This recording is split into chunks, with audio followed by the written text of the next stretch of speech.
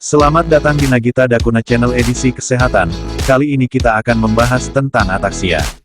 Ataksia adalah gangguan gerak tubuh yang disebabkan oleh masalah di otak. Ataksia juga dapat diartikan sebagai gangguan saraf yang memengaruhi koordinasi gerak tubuh, keseimbangan, serta kemampuan menulis, membaca, dan berbicara. Ataksia bisa menyebabkan anggota tubuh bergerak dengan sendirinya atau malah sulit digerakkan. Kondisi ini dapat terjadi akibat kerusakan pada bagian otak yang mengatur koordinasi otot. Penyebabnya bisa karena penyakit, kecanduan alkohol, faktor genetik, atau konsumsi obat tertentu. Penanganan ataksia bertujuan untuk membantu penderita beraktivitas secara mandiri. Metode penanganannya sendiri tergantung pada penyebabnya, bisa terapi fisik atau terapi bicara. Penyebab ataksia. Berdasarkan penyebabnya, ataksia bisa dikelompokkan menjadi ataksia yang didapat atau acquired ataksia, ataksia genetik, dan ataksia idiopatik. Berikut ini adalah penjelasan dari masing-masing kelompok ataksia. Ataksia yang didapat. Kelompok ataksia ini terjadi ketika sumsum tulang belakang dan saraf tepi mengalami gangguan akibat cedera atau penyakit lain.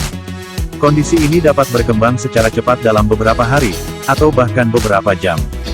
Beberapa penyebab ataksia jenis ini adalah infeksi bakteri di otak, misalnya meningitis atau ensefalitis, infeksi virus yang bisa menyebar hingga ke otak, seperti cacar air atau campak, gangguan tiroid, seperti hipotiroidisme dan hipoparatiroid, kondisi yang mengganggu asupan darah ke otak, misalnya stroke atau perdarahan otak, cedera kepala berat akibat jatuh atau kecelakaan, tumor otak atau jenis kanker lainnya, cerebral palsy. Penyakit autoimun, seperti multiple sklerosis, sarkoidosis, atau penyakit celiak, sindrom paraneoplastik, yaitu gangguan sistem kekebalan tubuh akibat kanker, hidrosefalus, kekurangan vitamin B1, B12, atau E, reaksi racun atau efek samping obat-obatan, seperti obat penenang atau obat kemoterapi, kecanduan alkohol atau penyalahgunaan nafsa, infeksi virus COVID-19, terutama pada kasus infeksi yang parah.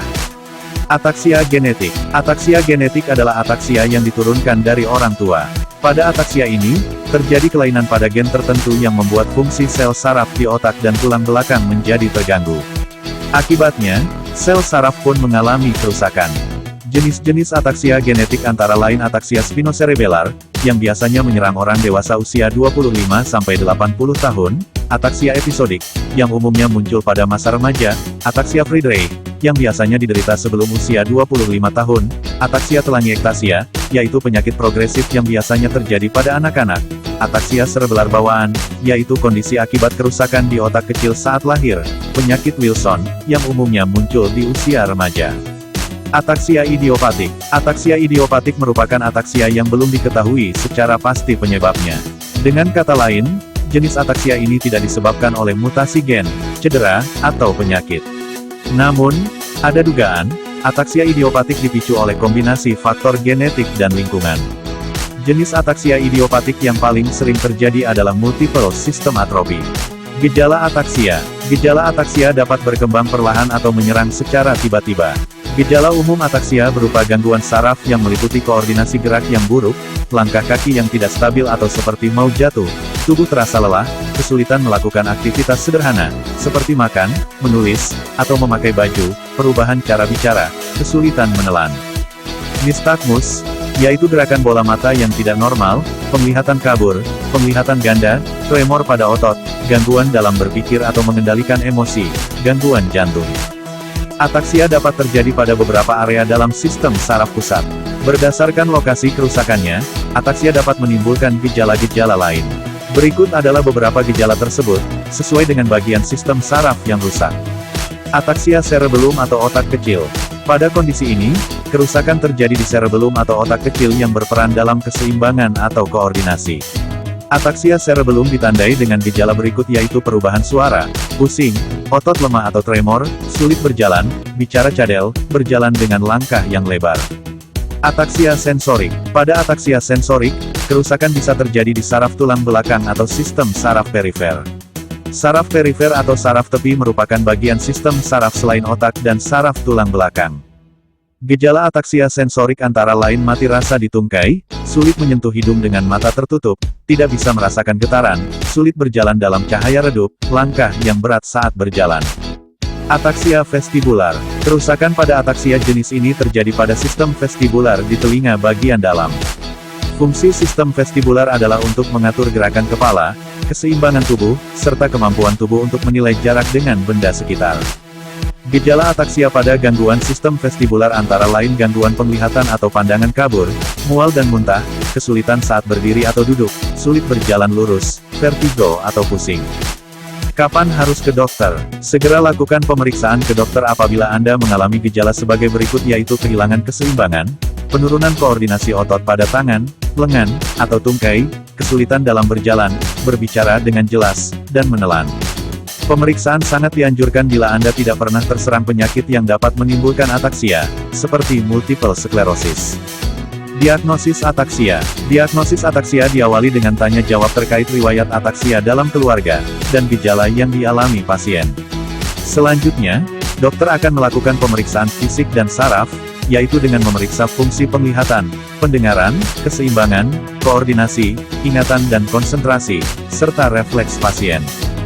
Setelah itu, dokter akan menjalankan pemeriksaan penunjang untuk mengetahui penyebab ataksia, seperti pemindaian dengan foto ronsen, CT scan atau MRI, untuk mengidentifikasi kondisi abnormal di otak, fungsi lumbal atau pemeriksaan cairan cerebrospinal, untuk mendeteksi infeksi, elektromiografi atau EMG, untuk memeriksa kondisi saraf dan kontraksi otot, tes genetik dengan memeriksa sampel darah, untuk memastikan apakah ataksia disebabkan oleh mutasi gen.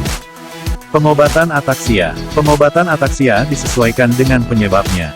Pada ataksia yang disebabkan oleh penyakit lain, dokter akan mengobati penyakit tersebut terlebih dahulu, misalnya memberikan suplemen vitamin untuk mengatasi ataksia akibat defisiensi vitamin, meresepkan acetazolamid dan menyarankan pasien agar menghindari faktor pemicu, seperti stres, alkohol, dan kafein, untuk mengatasi ataksia episodik, memberikan obat antibiotik atau antivirus, untuk mengatasi ataksia yang dipicu oleh infeksi. Sampai saat ini belum ada metode yang dapat mengatasi ataksia akibat kelainan genetik. Namun, beberapa metode pengobatan dapat dilakukan untuk meredakan gejalanya, seperti obat-obatan. Obat yang dapat diberikan untuk meredakan gejala ataksia antara lain baclofen dan tizanidin, untuk mengatasi kaku dan kram otot, suntik botoks atau botulinum toksin, untuk menyembuhkan kram otot, gabapentin, untuk mengendalikan gerak otot mata. Alat bantu. Pada pasien ataksia yang tidak bisa disembuhkan, misalnya akibat multiple sclerosis atau cerebral palsy, dokter akan menyarankan penggunaan alat bantu. Beberapa alat bantu tersebut adalah tongkat atau penyangga untuk berjalan, alat bantu komunikasi untuk berbicara, dan perlengkapan makan yang dimodifikasi.